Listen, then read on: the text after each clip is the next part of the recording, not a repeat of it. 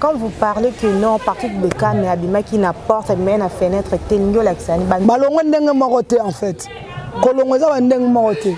Kolongo mususu Patrick Bekam na si bomona na internet, tant maé soit no se kolongo na ye, Bekam alela, mais ba mususu avant di pe pas la bango abia ya susté. Donc kolongo za différent. 3 jours peto qui a longo, est-ce que la ville mais 3 jours azaki maladie non? On a vu que 3 jours maladie. Pour dernièrement tant que tu as prise dans studio, ba tuna qui est abaka zo nzoto bien te. Pourtant ba utaki Côte d'Ivoire ba kanga ka kuna na corona. Bana wenga tunde baza wana ba sepeli parce que numéro 1 na bango ye wana. Akogisi 1 million de vues sur Facebook, ce que to lo basuni. Et la ville, toyo kité, tozu ndule te, tozu ba spectacle te, to moni ba lumière te yaka. 2 personnes ba beta na ville, ils a fallu pour ba beta qui na Rotana. Aigle. Oui, abeta na Rotana pe, wata abeta qui na Showbiz. Ah goga. Ozo ba kino ba beti na ville mais ba sali logo te banani ba beti na ville. Ngana zolo ba ngana lobi ndenga ba fani, ngana za mutu na tambolaka. Nazala ba fani, ngana kena ba concert wana te. Maintenant ba fani o ba misusu ba tambolaki. Et quand tu parles que non, les seuls et l'unique moi na oyo ya wenge waza meilleur eza maestro fabricas. Outie baningani mususu wapi. Te na lobi 1 million sur 1 million. Donc les seuls artistes congolais, les seuls artistes congolais ayant les millions d'abonnés sur Facebook, c'est Fabrigas Maestro. Donc na wenge kutu mobimba na koso to tena wenge mobimba na bana tu ya wenge oyo yebi numéro 1 na bango yeyo. Ana ba 1 million d'abonnés.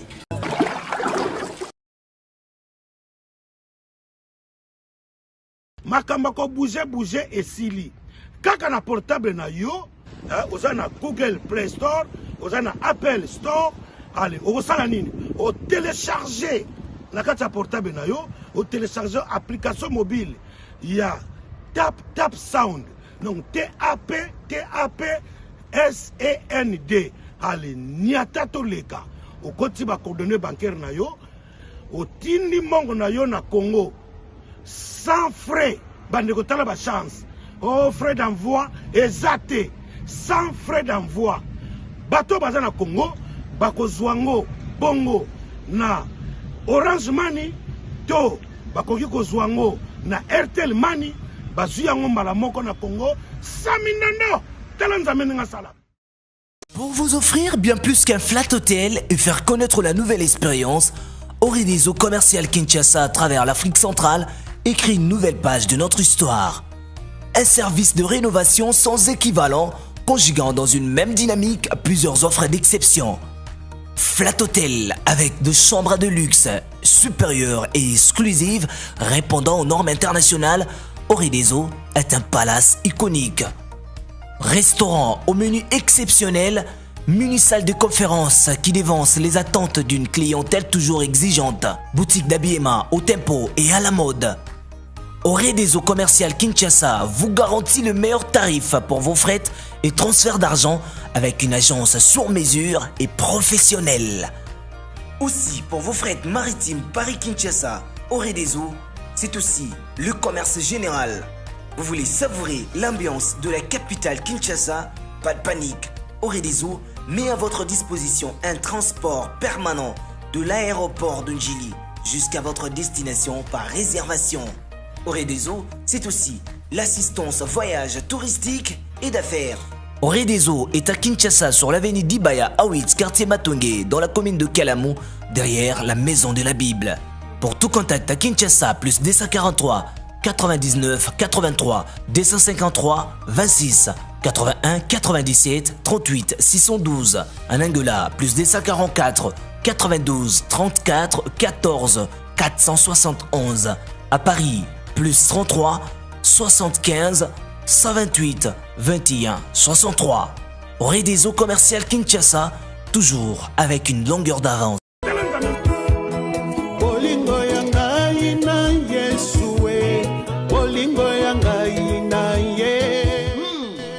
Bolingo Yangana Yesu, une chanson de frère Clavé Mayena, déjà disponible sur toutes les plateformes de téléchargement. Sur YouTube, allez sur Clavé Mayena officiel pour visionner les clips.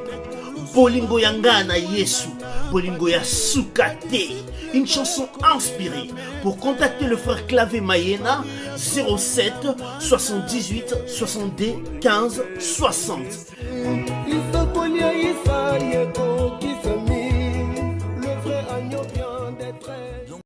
La maison Stelman vous propose des prestations de qualité pour vos gâteaux de mariage, anniversaire ou autres événements. La maison Stelman vous propose aussi des gâteaux personnalisés pour vos anniversaires ou autres. Contactez-nous au 06 63 30 36 83 ou encore au 07 81 83 15 74. Vous pouvez aussi nous contacter sur la page Facebook Ostelmac.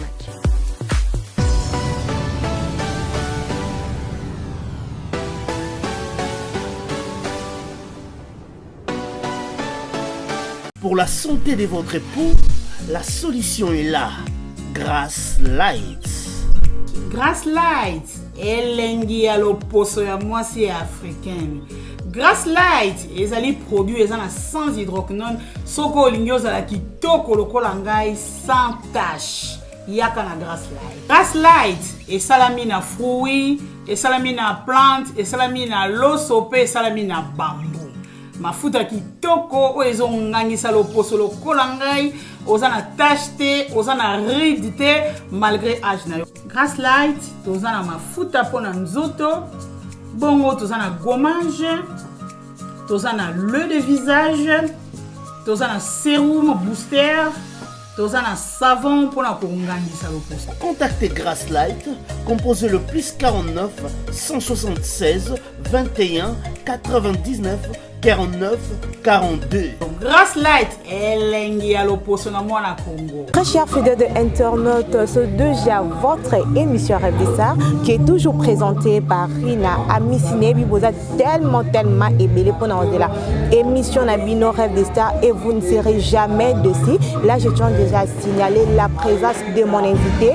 Je suis avec Gina, autre quoi, traiteur, émission Yalelo.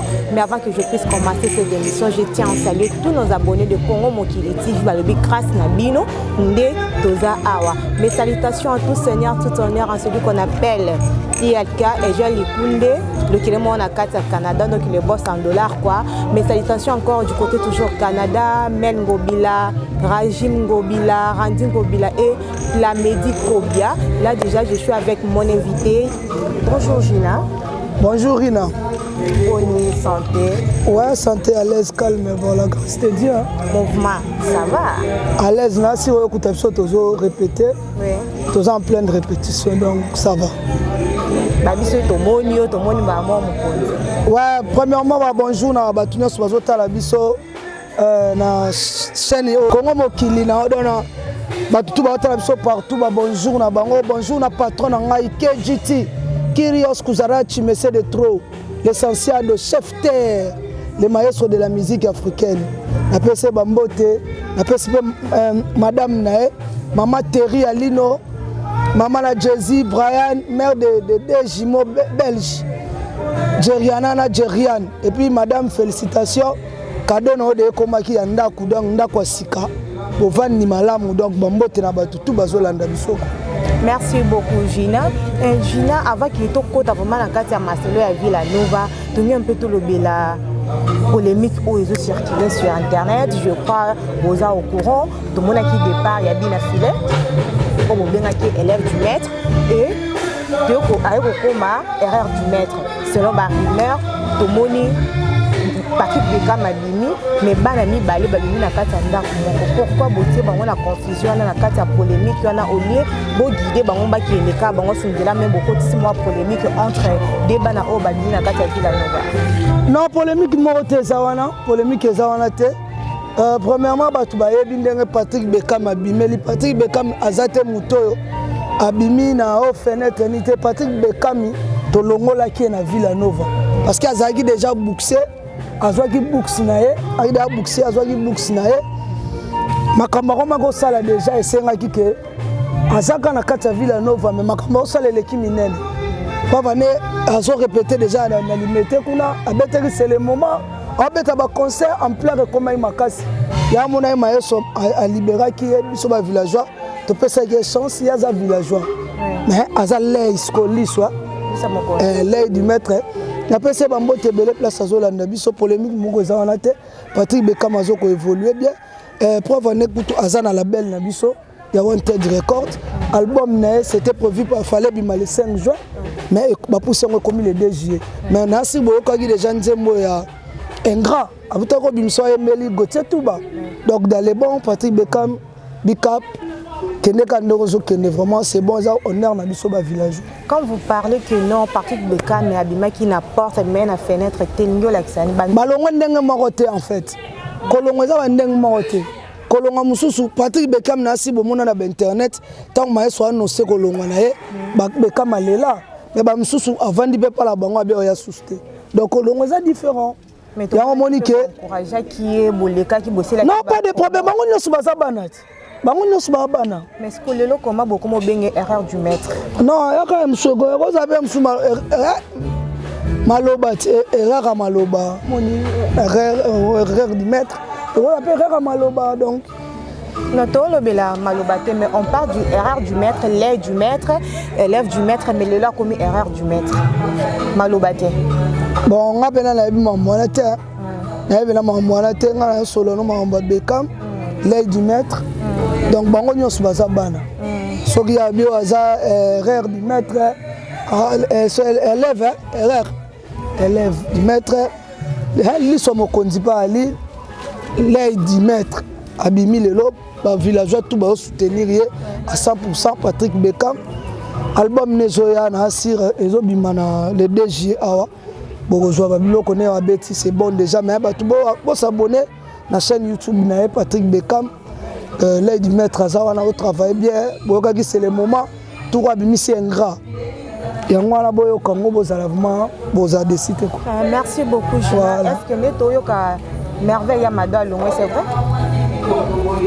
Ouais, merveille, Aza sousté la biso, mais naebi kaza bo 16, naebi que merveille Aza talentière, ako sala mamba bien, boza décidé. Villageoise, voilà. Animateur 3 jours, béto qui a longo. Est-ce que la ville? Mais 3 jours Aza qui maladie non? Moi naebi que 3 jours maladie. Pour dernier matin, tu as une prise dans le studio, tout qui est. Abaka zo nzoto bien te. Pourtant ba utaki Côte d'Ivoire ba kanga ka kuna na corona. OK. 3 jours. Taba ya ki boye maladie ndako continuer ndo ya même pas ba rep. Mais na bi kaza maladie. Alongwe. Mais tu as des photos d'information pas na onda. Tenga na bi kaza maladie, na bi te galongo. Parce que ba départ o lelo komi ba longo o ya ke est-ce que lelo na Villa Nova boza na posa bo pesa biso image mususu ya bato asika ou bien boza toujours na ba. Villa Nova za village.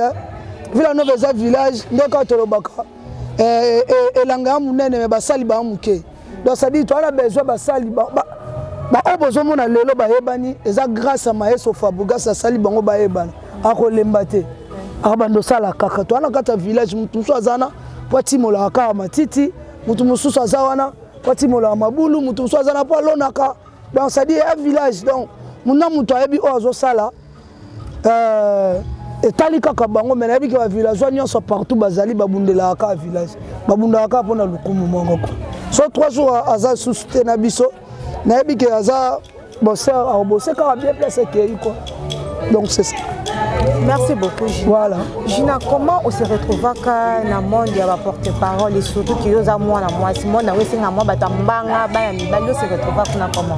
Oui, question na batuna ngo trop mais le quoi ça pas vers nga do yuwe pese bambote belé anel kaba fossette bambote na bino ça dit ça ya makambo ya vision kaka moni ngai na lagi mi plus na mambabale et tout ça là mais nzambe moka ebi ngato beta babale na ba Dieu merci international Dieu merci mbokani motema Marlène Tessia na pese bambote place azolanda biso yeto beta ne bina to sakani na ba terra ba delvo wana ba Emmanuel Mazoa ma vie na ngai ba yebi donc ça dit moi histoire eza moi munene belé mais clore kaka ezake na lingaki pena musala ngo parce que nga sala commercial administratif mais tant na aussi sanchik na ngaki na sala RI relation internationale mais possibilité à la gité ba niveau totanga yango te mais nazaki na ba connaissance moi belé senga non nando le grando linga pe Michel Elliott trop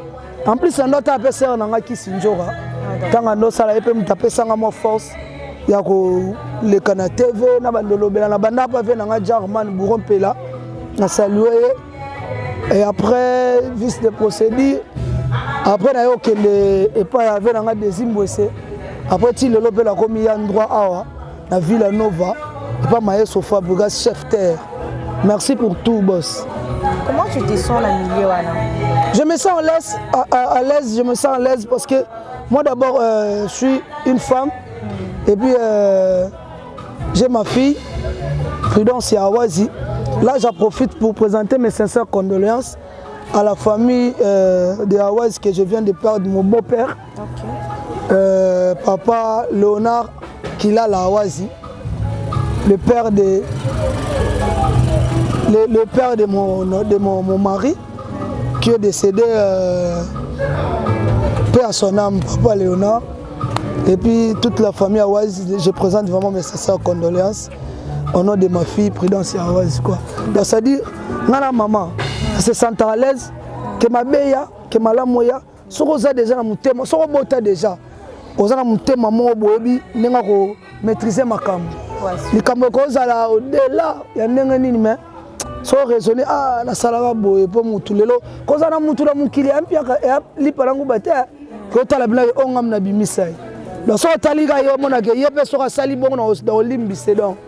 Ya ba bilo mo ndengwa là. Merci beaucoup Gina. Voilà.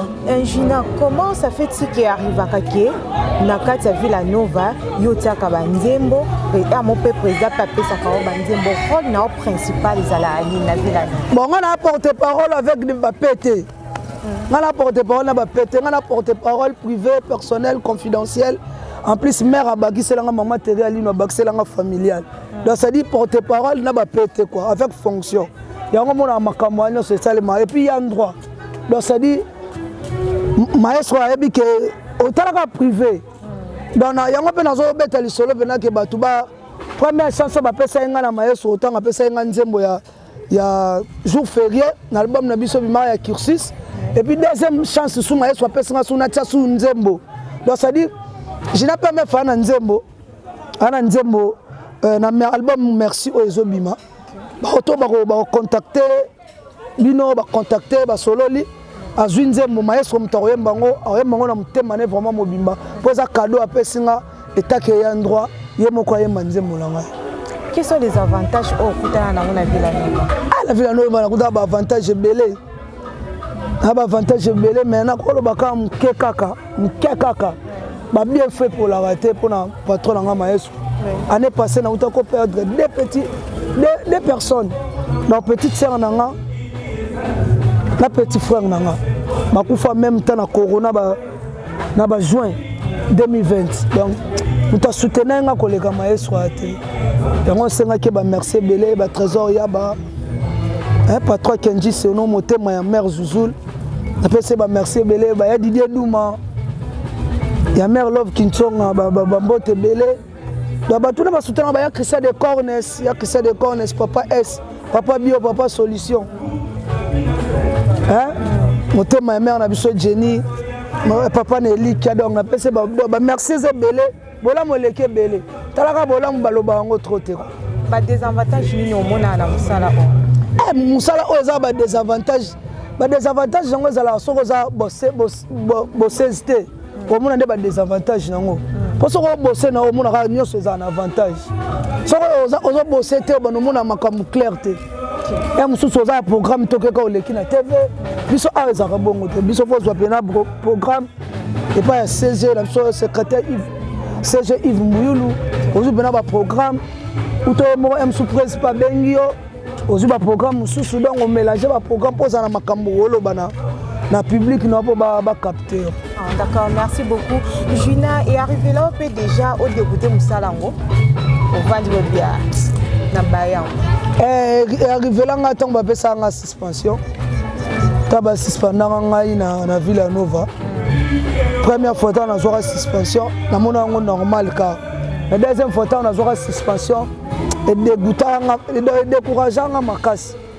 Azali na mutu moko fortifié kangai ser na nga Mimi Chikeva mi check bon séjour à Kinshasa ser na nga la fortifié kanga makasi abi lelo soko longo ba fabu soki wa pa on a misana bino bosala ko.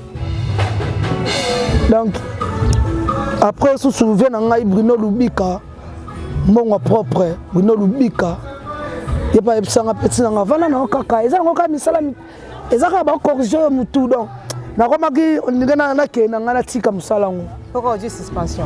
Bon la suspension. Au lieu de ni made so ban ezate. Quand des oya souste ya le musike lo robenga ote. Lo mona bina ke ovandi bena boy Rige Mwenze na Canada motema kati. Akobenga yote ovandi bena botali foule lukisu chinois noir. Foule lukisu chinois noir mon vieux. Abengo te musala ezate. D'accord. On a demandé sur ban ezate. Comme on pense à bébé en foot et tout ça là mais Dieu bon Dieu grâce. Babi toujours les bienfaits s'appelle toujours donc ça ça m'a comme bien aux anneaux ka bien. Ils sont temps va suspendre OK colle ça sous niveau. Attends oye obi que place on a ko ça sur RRT. Place on a ko beb ça souste. Yango salage les autres a toujours na Villa Nova. Merci beaucoup, Gina. Ouais, merci. Parlons maintenant de 1 million d'abonnés sur Facebook. Oh, les autres qui vous ont gagné la ngoboti, la ngomakele, les azam mutali bosso. Oh, il y a ici 1 million d'abonnés. Est-ce que Maestro, azam mutali bosso, to y a qui sont encore à Mikolo? Bon, on a bien été à Binonde Bozaboe. Nandenge pena makambu, pena nandenge benande makambu kendela. Binonde Boza mieux placé. Pour Binonde Bozala na nino. Bozala na internet, bokota bobeta.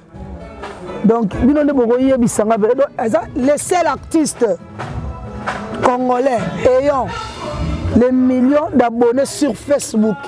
Donc les seuls artistes ayant congolais ayant les millions d'abonnés sur Facebook, c'est Maestro Fabregas. Donc merci à ma fan Nabiso Nyonso. Merci à ma villageois Nyonso, merci à ma villageoise Nyonso. Partout vous allez dans le monde entier, n'enga vraiment vous s'abonner na compte Facebook, il y a patron na tala lelo makambo sali 1 million d'abonnés. 1 million d'abonnés na ba congolais à la raté. Donc premier congolais, c'est le seul congolais Maestro Fabregas. Donc merci Nabino vraiment.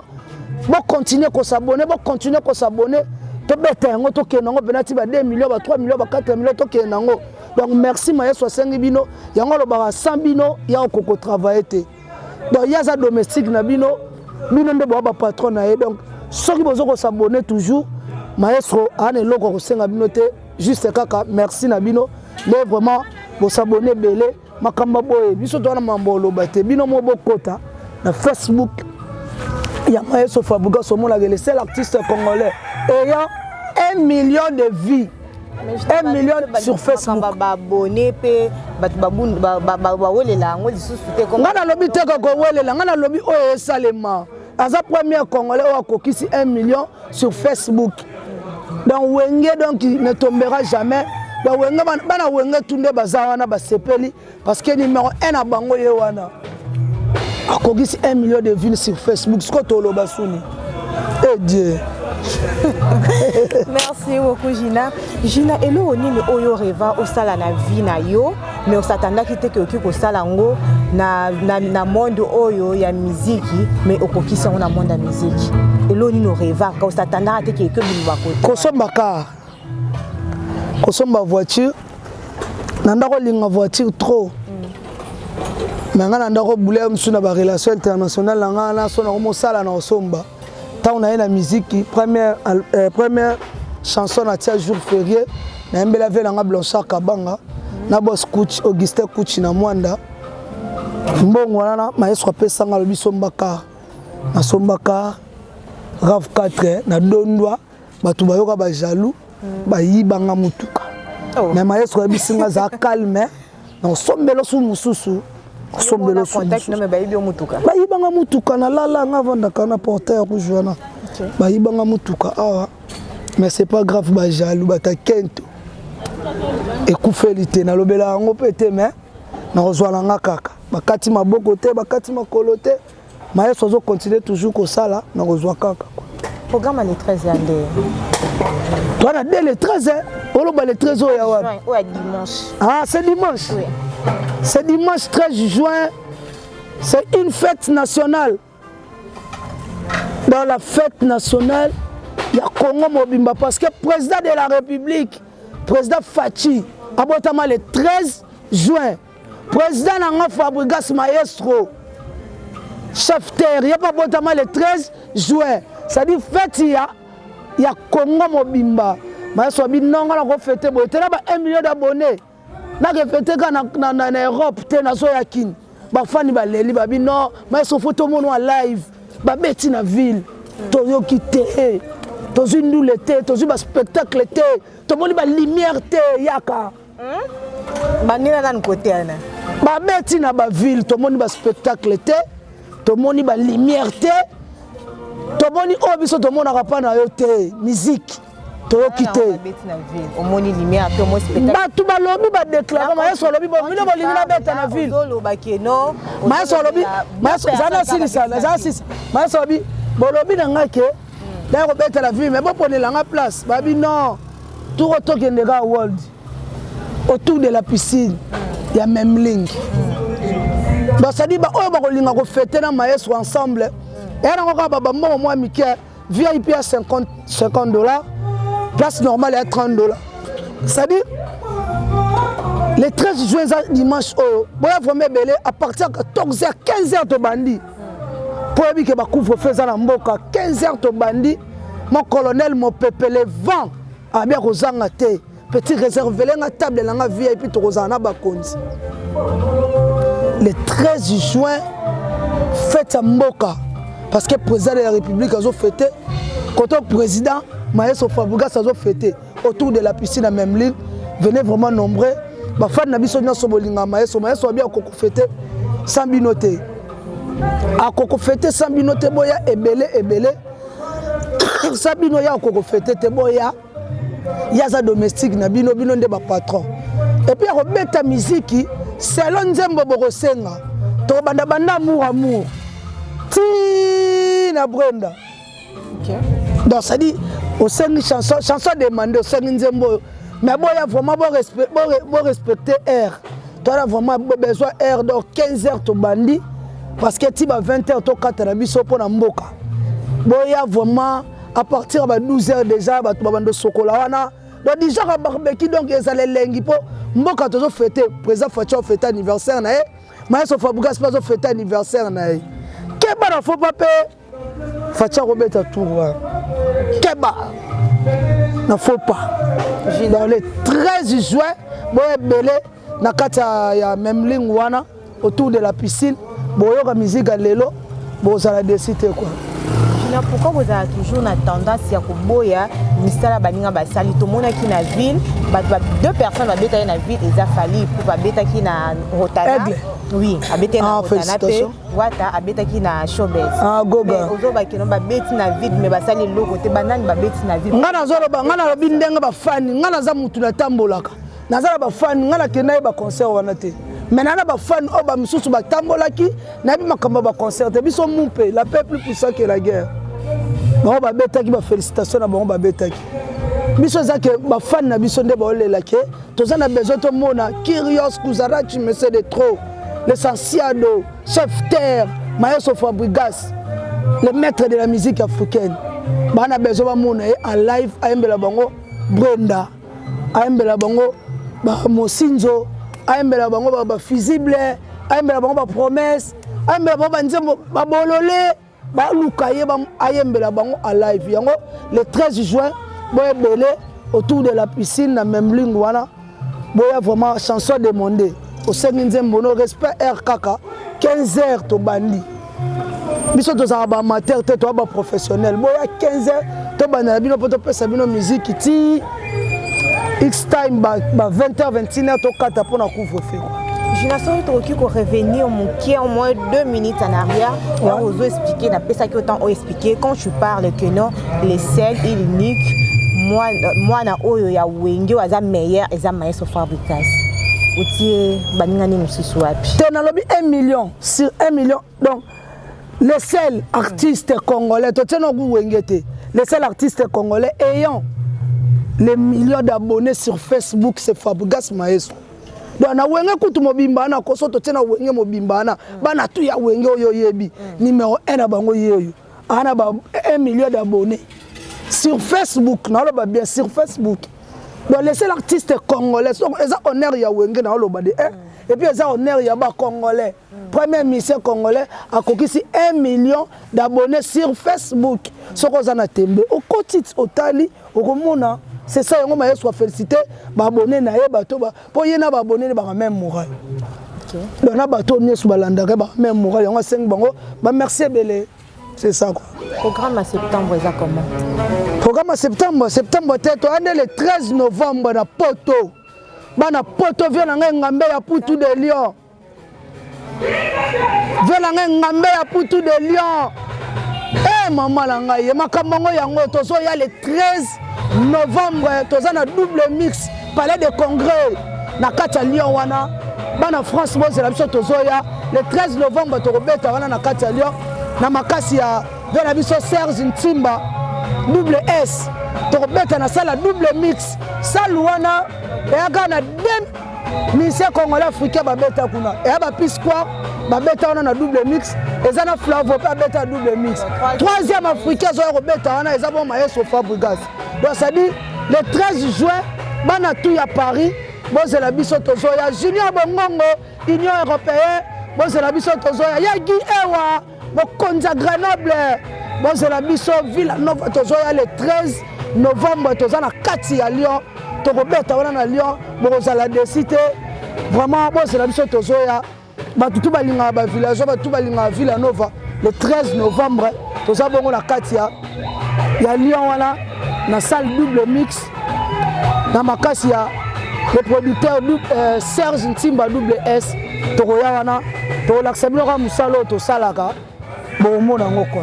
Merci beaucoup. Le 13 novembre batunyoso balingaka la bonne musique ya Maestro Fabricas do beaucoup na Lyon le 13 adana pona pesa bino bilenge ya musique na bino congolais et Gina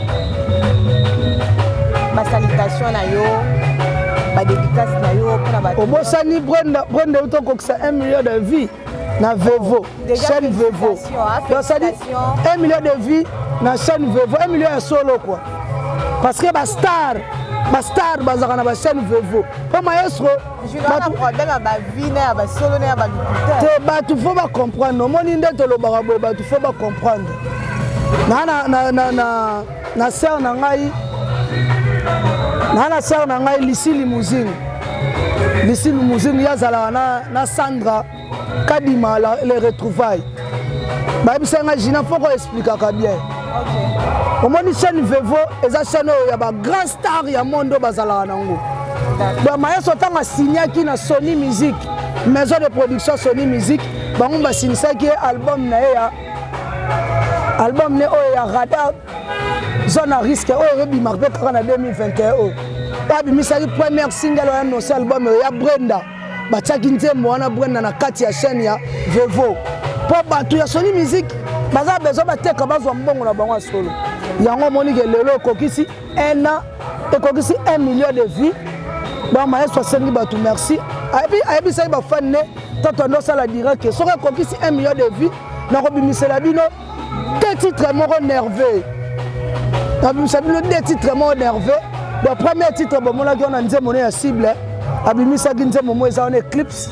abimisela yango clip nango et puis deuxième clip yango ezoko annoncer album merci lokolo bokende ko s'abonner na chaîne YouTube ya Maestro Fabricas botala makambo nyonso botala ba lokolo bo s'abonner pe na bobina das moko facile akabu akala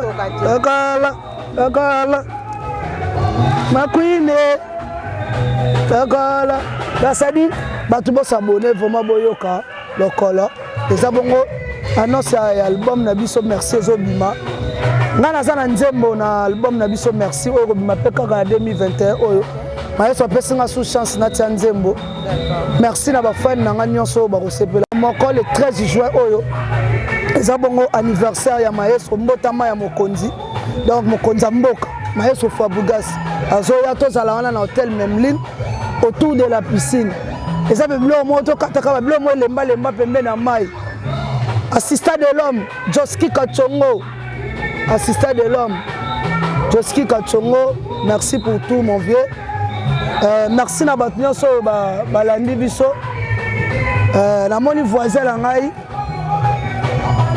namoni voisin na ngai Serge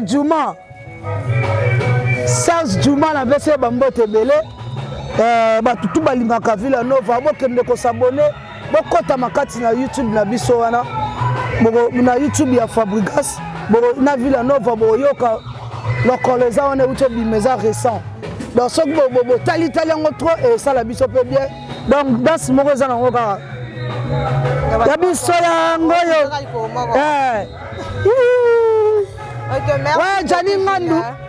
Jani Ngandou vraiment président villageois bon séjour à Kinshasa ye pa yeka pour na concert namoni ba joueur rebelle baza awa Chadra Kakolo aza ka pour na concert et puis Jonathan Bolingi na pese bambote belé Dieu merci Mbokani ya Marlène Tessi ya bambote na yo Bernard Mbokani toujours pese bambote belé batu vraiment bozala dessus te tozo préparer album na biso merci ça va sortir là et puis maestro pas préparer zone à risque radar zone à risque album ya maison de production à Sony Music ezo bimakalate awa et puis ma production na biso ezali le 13 novembre toza bongo na Lyon et puis le 13 juin oyo tokuta na bino autour de la piscine wana on appelle ça bambote pa CG Yves Mbulu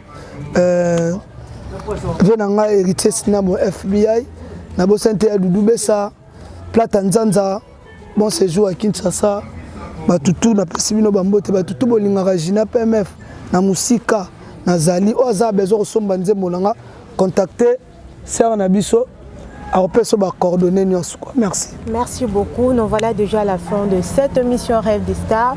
Un grand merci à l'équipe de Congo Mokili TV. Imak Makin qui est derrière la caméra, M. Sim, c'est merci à toi aussi. Berti Souvé de Papa Zara depuis Istanbul, ce que nous là t'as bien battu face solo donc Berti Souzazana pour la biso à tout seigneur, tout honneur en celui qu'on appelle ILK et Gel Koundé le Kélé à Liboso na Kata Canada. Merci aussi à Madame K. On se retrouve déjà. Oui, que na sali boye ça faux. Velangai Marcelo Gavanda na peso bambote belé vraiment. Na sito kutano le 13 novembre na Lyon quoi. Merci. Merci à Madame Capusculo quoi. On se retrouve déjà au prochain numéro. Plusieurs projets de développement sont à l'actif du député national élu de la ville de Bukavu, Didier Okito Lutundula, pour cette année 2020. Proche de ses électeurs, le vice-ministre de l'économie nationale a porté sa contribution dans plusieurs domaines de la vie. Dans le domaine de la santé, alors que le monde fait face à la pandémie à Covid-19, Didier Okito, à travers la fondation DOL, a procédé à la distribution de 15 000 cache-nez aux habitants de la ville de Bukavu pour leur permettre de se protéger contre le coronavirus. Il a également organisé plusieurs séances de sensibilisation contre cette pandémie. Des outils aratoires ont été distribués aux habitants dans le 56 avenue et des séances d'évacuation des déchets ont été organisées dans différents marchés de Bukavu. Dans le domaine social, la fondation Didier Okito a apporté son assistance aux victimes de plusieurs cas d'incendie enregistrés dans la ville de Bukavu. Ces de Nyamugo et de Founou n'ont pas été oubliés. Au chapitre des infrastructures, le pont Wecha reliant la commune de Bagira à celle de Kadutu a été construit. À cela s'ajoute le pont Rukumbuka reliant Igoki à Nyamiera, le pont reliant l'avenue Tchaï et l'avenue Igoki, ainsi que le pont reliant le camp Bien-Aimé à Essence Major Vangou. L'escalier de l'avenue de l'hôpital général a été également construit. Didier Okito a également apporté sa contribution dans la lutte contre l'insécurité à Bukavu avec l'installation de projecteurs solaires dans plusieurs coins de Moungu et de Nyamugo, quartier théâtre de l'insécurité. Pour permettre à la population d'avoir accès à l'eau potable, le vice-ministre de l'économie nationale et patron de la fondation Okito, a également construit des bornes fontaines à Kalingira, dans la commune de Bagira. La belle femme ne peut donner que ce qu'elle a. Didier Okito a apporté une fois de plus sa pierre dans le développement de la province du Sud Kivu.